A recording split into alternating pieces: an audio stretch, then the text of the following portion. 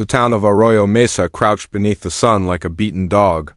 Its wooden buildings sagged under the weight of the afternoon heat, windows black with dust, and the street was empty save for the drift of wind and a few scuttling lizards. The air carried the acrid scent of horse sweat and gun metal, and somewhere down by the livery a horse whinnied with irritation, its hooves stamping in the dirt. He came into town without a name anyone could place. The wide-brimmed hat shadowed. His face and dust clung to his coat like a second skin. His horse, a dun mare with a white blaze on her forehead, moved with the quiet deliberation of a man who had been through deserts and mountain passes and had lived to know the weight of every step. The cowboy stopped in the street outside the rusted Spur Saloon. The doors creaked when he pushed through, and the murmur of conversation dwindled to a hush as eyes turned toward him. He was not the kind that drew attention on purpose, but something about the set of his shoulders and the stillness in his eyes made people take notice. At the bar, a man in a stained vest polished a glass, but he froze mid-motion, his hand trembling slightly. "We don't see strangers much round here," he said, voice low. "Just passing through," the cowboy said. His voice was calm, but it carried the weight of someone who'd seen too many things no one should have to see. He slid onto a stool, tipped his hat back, and glanced at the woman behind the bar. She was young, no more than 19, maybe 20, but there was a hardness to her that hadn't belonged to her age. Her hair was dark, knotted at the back, and her eyes flicked to him with a mixture of caution and quiet defiance. He noticed a bruise forming near the edge of her jaw, half hidden by a streak of dirt. "Whiskey," he said. She hesitated, then poured it. The liquid caught the light of the dusty windows, a dull gold, and set it on the counter without a word. The cowboy's fingers brushed against the glass, and for a moment they lingered there, heavy with something unspoken. "Trouble in town?" he asked, finally breaking the silence. She shook her head, looking away. The set of her shoulders told him otherwise. He finished the whiskey in one long swallow, then left a few coins on the bar. Outside, the wind had picked up, stirring clouds of dust across the main street. In the distance, the bells of the auction house rang a high, mournful clang that carried through the town like a warning. Curiosity drew him there. The auction yard was a sun-baked square, surrounded by rough-hewn fences and the clamor of men eager to buy and sell cattle, land, and most disturbingly people. A small crowd had gathered, leaning against the rails, murmuring and laughing as if what they were watching was merely sport. And then he saw her. She was being led forward on the platform by a man in a leather coat and wide hat, one of the local lawmen. Sheriff Coleman, a man whose smile never reached his eyes. The girl's hands were bound with coarse rope, and her eyes, wide and terrified, scanned the crowd as if pleading for anyone to intervene. "Lot 42, Coleman announced, his voice booming over the murmurs. "Good for work on a ranch, good for the house, good for whoever's got the coin." He paused, letting the words sink. "Starting bid, $50.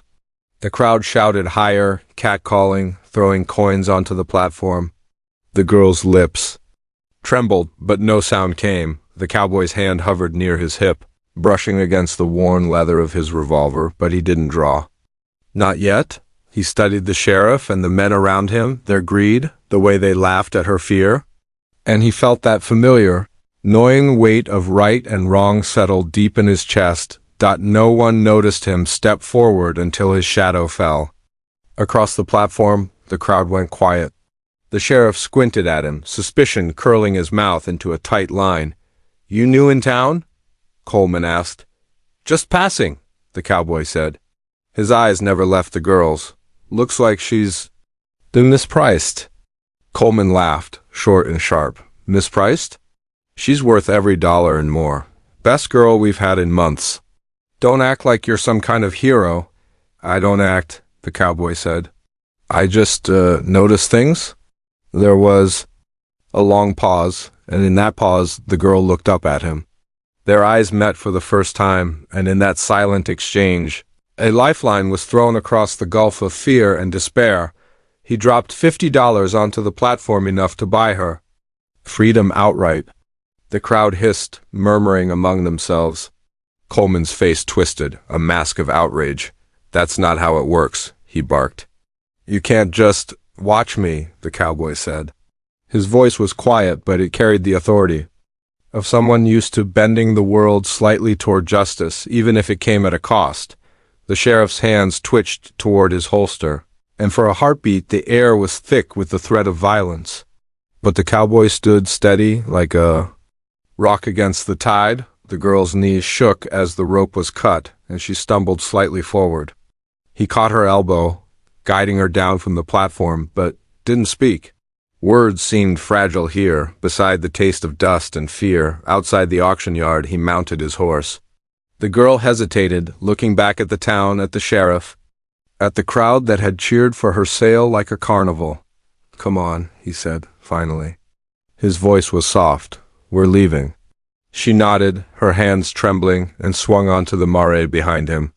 The horse shifted beneath their combined weight, snorting and pawing at the dirt, and they rode away into the desert. Leaving Arroyo Mesa behind, the heat of the afternoon pressed down on them, and the silence between the cowboy and the girl was not uncomfortable. It was necessary. The wind tugged at their clothes and hair, carrying the scent of sagebrush and dry earth. In the distance, the mountains rose like dark, jagged teeth, and the sun poured down with the brilliance of a judgment no one could escape. Finally, the girl spoke, voice low and hesitant. Why would you do that?" He didn't answer immediately. The mare moved steadily, hooves thumping against the hard-packed dirt. "Sometimes," he said finally, "the world gives you a chance to make one right. You take it. Or you don't." She looked at him, trying to read his face beneath the shadow of his hat. There was something there, grief maybe, or memory, or a kind of quiet sorrow that weighed heavier than any rope or coin. She didn't press further. They rode on. Night fell slowly, painting the desert in bruised purples and muted golds. Stars pricked the sky like pinholes, and the wind carried a cold bite that belied the day's heat. They made camp beside a dry creek bed, the mare tethered to a scrubby mesquite. The girl huddled near the fire, and he kept watch, his eyes flicking. Across the darkness, alert to any sign of pursuit, she finally spoke again. I don't even know your name," he shook his head. "Doesn't matter," but even as he said it, he felt the weight of it. Names, like people, carried baggage, histories. He had no desire to add hers to his. The fire crackled, the night stretched on, and the desert held them both in its vast, indifferent arms. Somewhere far off, an owl called. The cowboy listened, letting the sound fill the silence between them, knowing that in the morning the road would stretch ahead, long and uncertain, and that the choices they had made tonight would echo far longer than the applause of a greedy town, and for the first time in many years he allowed himself a flicker of hope.